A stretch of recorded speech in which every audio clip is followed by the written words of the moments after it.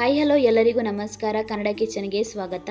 ಇವತ್ತಿನ ವಿಡಿಯೋದಲ್ಲಿ ತುಂಬಾ ಬೇಗ ಆಗುವಂಥ ಹಾಗೆ ತುಂಬಾ ರುಚಿಯಾಗಿರುವಂಥ ಟೊಮೆಟೊ ರಸಮ್ನ ತೊಗರಿಬೇಳೆನ ಹಾಕದೆ ಹಾಗೆ ರಸಮ್ ಪೌಡರನ್ನು ಹಾಕದೆ ತುಂಬಾ ರುಚಿಯಾಗಿ ಈ ರಸಮ್ನ ಹೇಗೆ ಮಾಡೋದಂತ ನೋಡೋಣ. ಹಾಗೆ ವಿಡಿಯೋ ನೋಡ್ತಿರೋರು ಪ್ಲೀಸ್ ನಮ್ಮ ಚಾನಲನ್ನು ಸಬ್ಸ್ಕ್ರೈಬ್ ಮಾಡ್ಕೊಳ್ಳಿ, ಬೆಲ್ ಐಕಾನ್ನ ಕ್ಲಿಕ್ ಮಾಡಿ, ಹಾಗೆ ವಿಡಿಯೋ ಇಷ್ಟ ಆಗಿದ್ರೆ ಒಂದು ಲೈಕ್ ಮಾಡಿ. ಈ ಟೊಮೆಟೊ ರಸಮ್ ಮಾಡೋದಕ್ಕೆ ನಾನಿಲ್ಲಿ ಮೊದಲಿಗೆ ಒಂದು ಪಾತ್ರೆಯಲ್ಲಿ ಸ್ವಲ್ಪ ನೀರನ್ನು ಬಿಸಿಗೆ ಇಟ್ಟಿದ್ದೆ. ನೀರು ಚೆನ್ನಾಗಿ ಬಿಸಿ ಆದ ನಂತರ ಅದಕ್ಕೆ ನಾನಿಲ್ಲಿ 5 ಟೊಮೆಟೊ ಹಾಗೆ ಒಂದು ಹಸಿಮೆಣಸನ್ನ ಹಾಕಿ ಇದನ್ನ ಚೆನ್ನಾಗಿ ಬೇಯಿಸ್ಕೊಡ್ತೀನಿ. ಈ ಟೊಮೆಟೊ ಚೆನ್ನಾಗಿ ಸಾಫ್ಟ್ ಆಗಬೇಕು, ಅಲ್ಲಿ ತನಕ ಇದನ್ನ ಚೆನ್ನಾಗಿ ಬೇಯಿಸ್ಕೊಳ್ಬೇಕಾಗತ್ತೆ. ನೀರು ಚೆನ್ನಾಗಿ ಬಿಸಿ ಆದ ನಂತರ ಟೊಮೆಟೊ ಹಾಕಿ ಬೇಯಿಸ್ಕೊಳ್ಳಿ, ಆಗ ಬೇಗನೆ ಟೊಮೆಟೊ ಬೆಂದ್ಬಿಡತ್ತೆ. ಈ ಟೊಮೆಟೊ ಚೆನ್ನಾಗಿ ಬೇಯೋದ್ರೊಳಗಡೆ ನಾವು ಇದಕ್ಕೆ ಬೇಕಾಗಿರುವಂಥ ಮಸಾಲಾನ ರೆಡಿ ಮಾಡ್ಕೊಳ್ಳೋಣ. ಮಸಾಲಾನ ಮಾಡೋದಕ್ಕೆ ನಾನಿಲ್ಲಿ ಒಂದು ಮಿಕ್ಸಿ ಜಾರ್ಗೆ ಒಂದು 1/4 ಭಾಗದಷ್ಟು ಟೊಮೆಟೊನ ಹಾಕ್ತಿದ್ದೀನಿ, ಹಾಗೆ ಒಂದು ಹಸಿಮೆಣಸು, ಹಾಗೆ ಇದಕ್ಕೆ ನಾನಿಲ್ಲಿ ಒಂದು 8ರಿಂದ 10 ಎಸಲಾಗುವಷ್ಟು ಬೆಳ್ಳುಳ್ಳಿ ಹಾಕ್ತಿದ್ದೀನಿ, ಹಾಗೆ ಸ್ವಲ್ಪ ಕರಿಬೇವು, ಹಾಗೆ ಇದಕ್ಕೆ ಸ್ವಲ್ಪ ಕೊತ್ತಂಬರಿ ಸೊಪ್ಪು. ನಂತರ ಇದಕ್ಕೆ ನಾನಿಲ್ಲಿ ಒಂದು ಅರ್ಧ ಇಂಚ್ ಆಗುವಷ್ಟು ಶುಂಠಿನ ಹಾಕ್ತಿದ್ದೀನಿ, ಹಾಗೆ 1 ಸ್ಪೂನ್ ಆಗುವಷ್ಟು ಜೀರಿಗೆ, ಹಾಗೆ ಒಂದು 1/4 ಟೀ ಸ್ಪೂನ್ ಆಗುವಷ್ಟು ಕಾಳು ಮೆಣಸನ್ನ ಹಾಕಿ ಇದಕ್ಕೆ ಸ್ವಲ್ಪ ನೀರನ್ನು ಹಾಕಿ ನಾನು ರುಬ್ಕೊಳ್ತೀನಿ. ನಾನಿಲ್ಲಿ ಈ ಮಸಾಲಾನ ಚೆನ್ನಾಗಿ ರುಬ್ಬಿ ರೆಡಿ ಮಾಡಿ ಇಟ್ಕೊಂಡಿದ್ದೀನಿ. ಹಾಗೆ ಇಲ್ಲಿ ಟೊಮೆಟೊ ಕೂಡ ಚೆನ್ನಾಗಿ ಸಾಫ್ಟಾಗಿ ಬೆಂದಿದೆ. ಇಷ್ಟಾದರೆ ಸಾಕು. ಇದನ್ನ ಈಗ ಚೆನ್ನಾಗಿ ಸ್ಮ್ಯಾಶ್ ಮಾಡ್ಕೊಳ್ಬೇಕಾಗತ್ತೆ. ನಾನಿಲ್ಲಿ ಒಂದು ಕೋಲಿನ ಸಹಾಯದಿಂದ ಇದನ್ನ ಚೆನ್ನಾಗಿ ಸ್ಮ್ಯಾಶ್ ಮಾಡ್ಕೊಳ್ತಿದ್ದೀನಿ.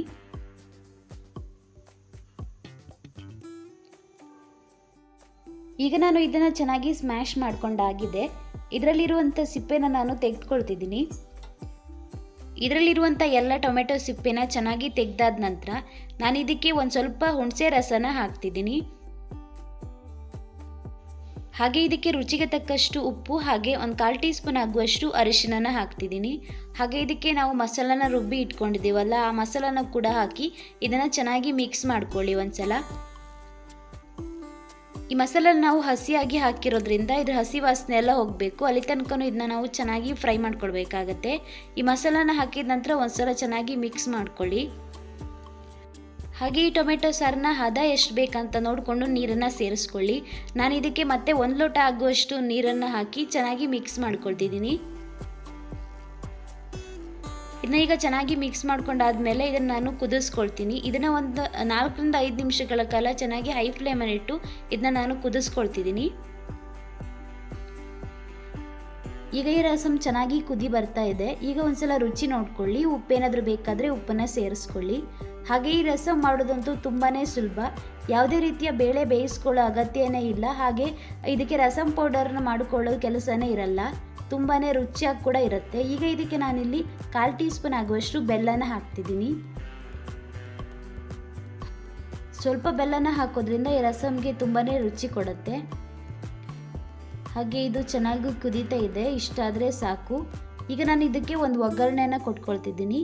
ಒಗ್ಗರಣೆ ಹಾಕೋದಕ್ಕೆ ನಾನಿಲ್ಲಿ ಒಗ್ಗರಣೆ ಪಾತ್ರೆಗೆ 1 ಸ್ಪೂನ್ ಆಗುವಷ್ಟು ಎಣ್ಣೆನ ಹಾಕಿದ್ದೀನಿ. ಹಾಗೆ ಇದಕ್ಕೆ ಒಂದು ಅರ್ಧ ಟೀ ಸ್ಪೂನ್ ಆಗುವಷ್ಟು ಸಾಸಿವೆ, ಹಾಗೆ ಅರ್ಧ ಟೀ ಸ್ಪೂನ್ ಆಗುವಷ್ಟು ಉದ್ದಿನಬೇಳೆನ ಹಾಕ್ತಿದ್ದೀನಿ.